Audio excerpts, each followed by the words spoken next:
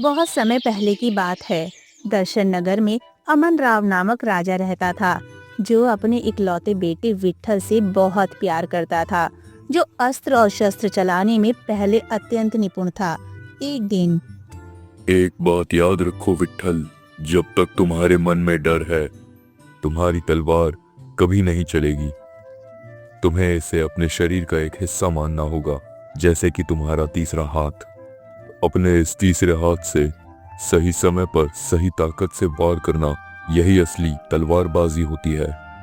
मैं समझ गया पिताजी। इसी बात पर आइए दो दो हाथ हो जाएं। मैंने अपने सभी मित्रों और आपके सभी मित्रों को अपने युद्ध कौशल से पराजित कर दिया है। आज आपकी बारी है पिताजी। जो आज्ञा इस दर्शनपुर राज्य के आगामी राजा जी। राजा अमर राव और विट्ठल के बीच भयंकर तलवारबाजी होती है, जिसमें राजा के एक प्रहार के कारण विट्ठल के हाथ पर हल्की सी चोट आती है और उसमें से खून बहने लगता है। तुम ठीक तो हो बेटा? ज्यादा चोट तो नहीं आई? मैं ही मूर्ख था, जो महामंत्री राघव द्वारा तुम्हारे युद्ध कौशल की अत्यंत प्रशंसा करने के कारण तुमसे स्वयं लड़ने आ गया। मुझे लगता है तुम्हें अभी और अभ्यास की जरूरत है। आह आह महामंत्री झूठ नहीं बोल रहे थे पिताजी। मैंने अब तक अनेकों लोगों से युद्ध किया है, लेकिन आज तक मुझे एक खरोंच तक नहीं आई। आज न जाने मुझे क्या हो गया। मुझे लगता है वह सभी मेरा पुत्र होने के कारण तुम पर अपनी पूरी क्षमता से प्रहार नहीं करते होंगे और जानबूझकर हार जाते होंगे। लेकिन हमारे दुश्मन देश रक्तपुर का क्रूर राजा अजात सिंह तुम पर ऐसी दरियादिली नहीं दिखाएगा बेटा। इसलिए कल से मैं स्वयं तुम्हें युद्ध कौशल की शिक्षा दिया करूंगा, ताकि तुम भविष्य में एक योग्य राजा बनकर दर्शन नगर की रक्षा कर सको। विट्ठल घबराते हुए बोला, क्या अजात सिंह इतना क्रूर है पिताजी? हाँ पुत्र, वह न सिर्फ अत्यंत क्रूर है, बल्कि अत्यंत चालाक भी, और मेरे ही दरबार के अनेकों मंत्रियों को शायद अपने पक्ष में किए हुए है। इसीलिए मैं तुम्हारे सिवा और किसी पर विश्वास नहीं कर सकता। बस तुम एक बार मेरी राजगद्दी संभाल लो, तो मैं भी गंगा नहाऊं। इस घटना के बाद विट्ठल के मन में गहरी उथल पुथल मची रहती है। वहीं दूसरी ओर राजा अमर राव विट्ठल को आधिकारिक रूप से अपना उत्तराधिकारी घोषित कर उसके राज्याभिषेक की घोषणा करता है। ये देख रानी कादम्बरी बहुत खुश होती है। आज मेरे दिल में एक अलग ही सुकून है महाराज। ये वही दिन है जिसका मुझे वर्षों से इंतजार था। आज मेरे बेटे का राज्याभिषेक होगा। एक माँ के लिए इससे ज्यादा गर्व की बात और क्या हो सकती है। बिल्कुल सही कहा रानी साहिबा। खैर, यह सब बातें तो बाद में भी होती रहेंगी। पहले आप जल्दी से अपने कुलदीपक युवराज विट्ठल को बुलाइए, कहीं शुभ मुहूर्त निकल ना जाए। तभी वहाँ पर गेरुआ वस्त्र पहने विट्ठल आ जाता है और राज्याभिषेक का कार्यक्रम रुकवाकर संन्यास धारण करने का ऐलान करता है। ये सुन सभी के होश उड़ जाते हैं। विट्ठल, क्या तुम पागल हो गए हो? हम क्षत्रिय हैं, ब्राह्मण नहीं। अभी दर्शन नगर को तुम्हारे जैसे एक योद्धा की जरूरत है, एक भटके हुए साधु की नहीं, समझे? पिताजी, मुझे आपके उस राज्य का राजा बनना स्वीकार नहीं, जो जनता को नियम और कानूनों से बांधता हो, मंत्री दरबारियों को वेतन से बांधता हो, और स्वयं को इस थोड़े से ताप से ही पिघल जाने वाले सोने के सिंहासन से बांधता हो। इसलिए मैं सिंहासन नहीं, बल्कि जीवन का सत्य चाहता हूँ। तभी रानी कादम्बरी रोते हुए बोलती है, विट्ठल, ये पागलपन छोड़ दो बेटा। क्या तुम्हें अपने परिवार, अपने मित्रों और अपनी माँ की कोई परवाह नहीं? क्या तुम उन्हें छोड़कर वन में चले जाओगे? माँ, मुझे इस राज्य और आप सब से अथाह प्रेम है, इसलिए मैं इसे छोड़ना चाहता हूँ, क्योंकि मैं नहीं चाहता कि मेरे जैसा अशांत मन वाला राजा इस राज्य का राजा बने। इसलिए आप सब किसी दूसरे योग्य उत्तराधिकारी की तलाश करें। मैं जाता हूँ। विट्ठल जैसे ही जाने वाला होता है, राजा अमर राव चीखते हुए बोलता है, बहुत हो गई मूर्खता। मैं तुम्हारी सनक के कारण दर्शन नगर को बर्बाद नहीं होने दूंगा। तुम विवाह करोगे, राजगद्दी संभालोगे और अजात सिंह की सेना से हमारे लोगों की रक्षा करोगे, बस। लेकिन विट्ठल अपने निर्णय पर अडिग रहता है और अपना दंड कमंडल उठाकर राजमहल से बाहर जाने लगता है। तभी राजा के आदेश पर उसे पकड़कर जेल में डाल दिया जाता है। निकालो मुझे, यहाँ से बाहर निकालो। पिताजी, मैंने अपने जीवन का उद्देश्य जान लिया है। अब आप मुझे अपनी सत्ता की हनक और इस लोहे के पिंजरे में कैद नहीं कर सकते। मेरी आत्मा अब आजादी पाकर ही रहेगी। हा हा हा हा। विट्ठल को जेल में रहते कई दिन बीत जाते हैं। तभी एक दिन एक अत्यंत सुंदर राजकुमारी उससे मिलने आती है। तुम कौन हो देवी, और यहाँ क्यों आई हो? मैं पड़ोसी देश सुवर्ण प्रदेश की राजकुमारी शोभा हूँ। महाराज ने आपका विवाह मुझसे तय कर दिया है। जल्द ही हमारा विवाह धूमधाम से होगा। राजकुमारी की सुंदरता देख विट्ठल एक बार सोच में पड़ जाता है।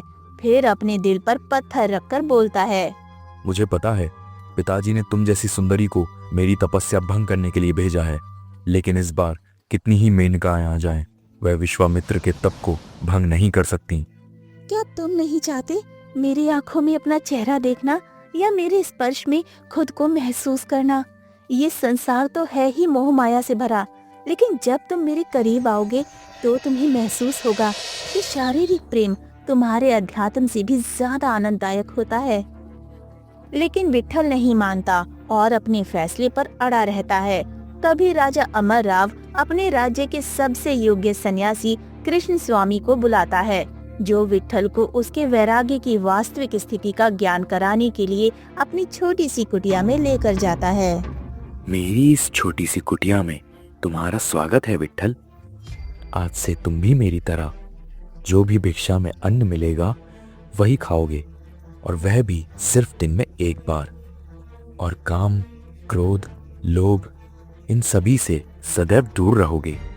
क्या तुम्हें ये स्वीकार है? विट्ठल सन्यासी के इस तपपूर्ण जीवनचर्या को जानकर एक पल के लिए तो ठिठक जाता है, लेकिन फिर बाद में इसके लिए हामी भर देता है। अति उत्तम वत्स, आज से तुम्हारी परीक्षा आरंभ होती है।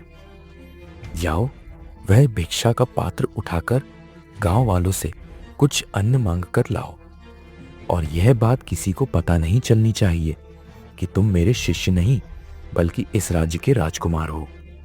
विट्ठल गांव-गांव घूमकर भिक्षा मांगने लगता है, जहां धूप में उसकी हालत खराब हो जाती है। उफ, कितनी गर्मी है। मैंने कभी सपने में भी नहीं सोचा था कि जिस विट्ठल के एक आदेश पर 56 भोग सामने उपस्थित हो जाते थे, उसे एक मुट्ठी चावल के लिए यूं दर दर भटकना पड़ेगा।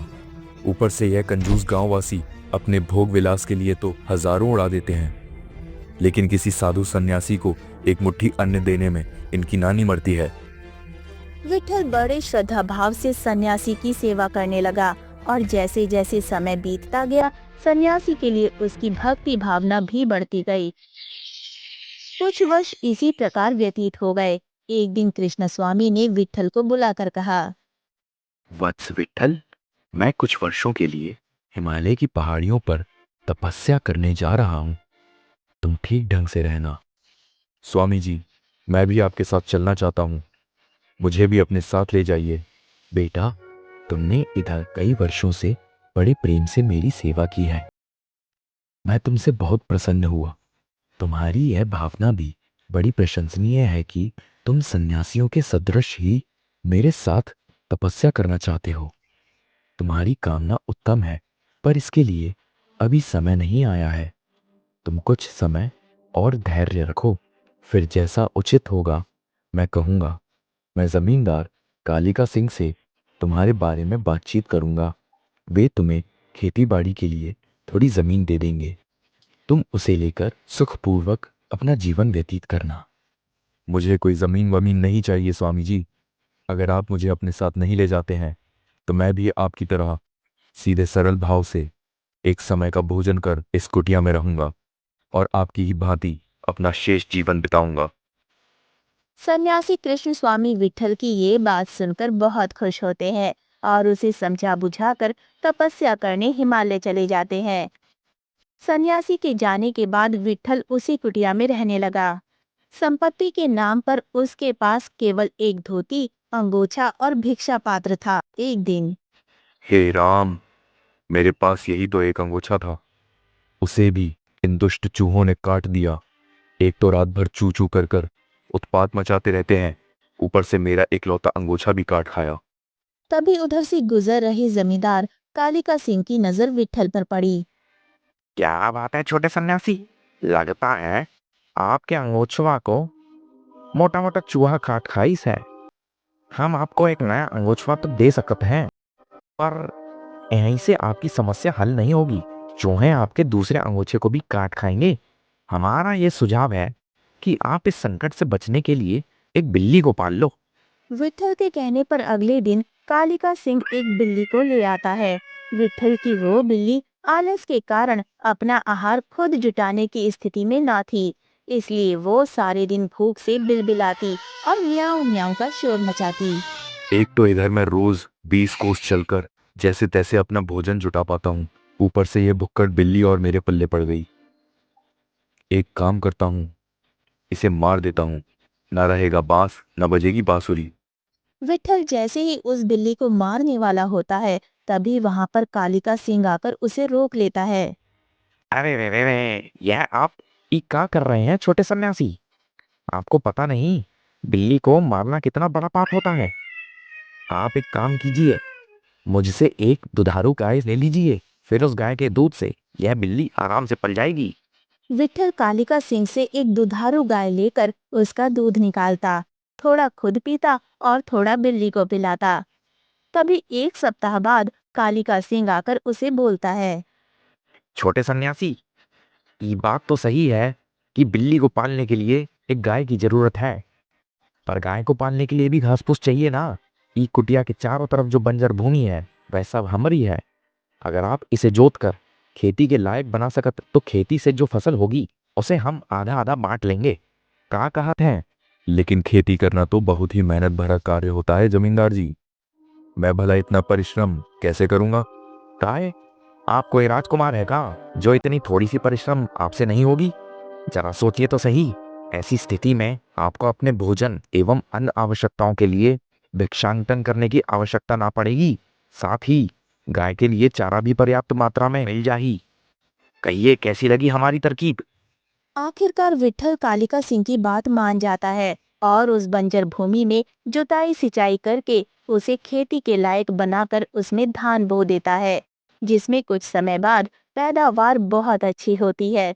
ये देख कालिका सिंह खुशी से फूले नहीं समाता। देखा तो जमींदारिन, जब हम इस मूर्ख सन्यासी को अपनी बिल्ली और गाय मुफ्त में दे रहा था तो तुम हम पर कितना टाई टाई कर रही थी। अब समझ में आया कि ई सब हम क्यों कर रहा था। एक भरोसे का गुलाम पाने की खातिर, जो हमें हर महीने आधी फसल लाकर दे देगा। व्यापार की भाषा में इसे दीर्घकालीन निवेश कहते हैं। हा हा हा हा हा हा। धीरे धीरे विट्ठल की कुटिया सड़कर जर्जर हो गई, इसलिए उसने अपने लिए एक मकान बनवाया, लेकिन उसे उसमें बहुत अकेलापन महसूस होता था। धत तेरी की, ये कैसा जीवन है? सारा दिन केवल दीवारों को देखते ही बीत जाता है। काश मेरे पास भी कोई हंसने बोलने वाला होता। अगर मैंने उस दिन उस सुंदर लड़की की बात मान ली होती और उससे विवाह कर लिया होता तो मेरा जीवन कितना खुशहाल होता। तभी विट्ठल की नजर राजकुमारी शोभा पर पड़ती है, जो साधारण वेश में उसके पास आई थी। तो आप यहाँ इस गांव में छुपकर बैठे हैं राजकुमार, मैंने आपको कहाँ कहाँ नहीं खोजा। श्श्श, धीरे बोलो राजकुमारी शोभा। यहाँ किसी को नहीं पता कि मैं राजकुमार हूँ। यहाँ लोग मुझे छोटा सन्यासी के नाम से पहचानते हैं। तभी विट्ठल अपने उस दिन के व्यवहार के लिए राजकुमारी शोभा से माफी मांगकर उससे विवाह करने की इच्छा जताता है। राजकुमारी खुशी खुशी इसके लिए तैयार हो जाती है और वो दोनों विवाह के बंधन में बंध जाते हैं। आपने उस दिन सही कहा था राजकुमारी, आध्यात्म के सुख से अच्छा शारीरिक सुख होता है। सच कहूं तो उस दिन मुझे राजा बनने की बड़ी इच्छा थी, लेकिन क्या राजकुमार? खैर छोड़िए, फिर कभी बताऊंगा। धीरे धीरे कुछ साल बीत गए। इस बीच विट्ठल के 2 पुत्र हुए। कालांतर में वे पल बढ़कर जवान हुए और खेती बाड़ी के कामों में अपने पिता विट्ठल की मदद करने लगे। तभी एक दिन दुश्मन देश रक्तपुर का राजा अजात सिंह दर्शन नगर पर आक्रमण कर सारा गांव हड़प लेता है और चीखते हुए बोलता है।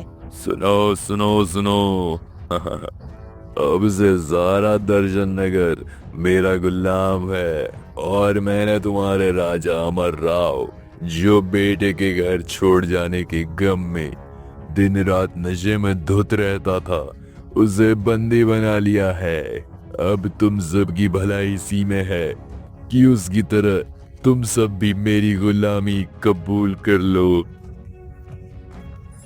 अपने पिता के बंदी होने की खबर सुनकर विट्ठल आजाद सिंह का विरोध करता है, जिससे गुस्से से आग बबूला हो आजाद सिंह उसके दोनों पुत्रों और पत्नी शोभा को बंदी बना लेता है। छोड़ो मेरे बच्चों को और मेरी पत्नी को। इन सब ने तुम्हारा क्या बिगाड़ा है? बंदी बनाना है तो मुझे बनाओ। तुम जैसे चुसे हुए आम को बंदी बनाकर मुझे क्या मिलेगा साधु? केवल गुठली।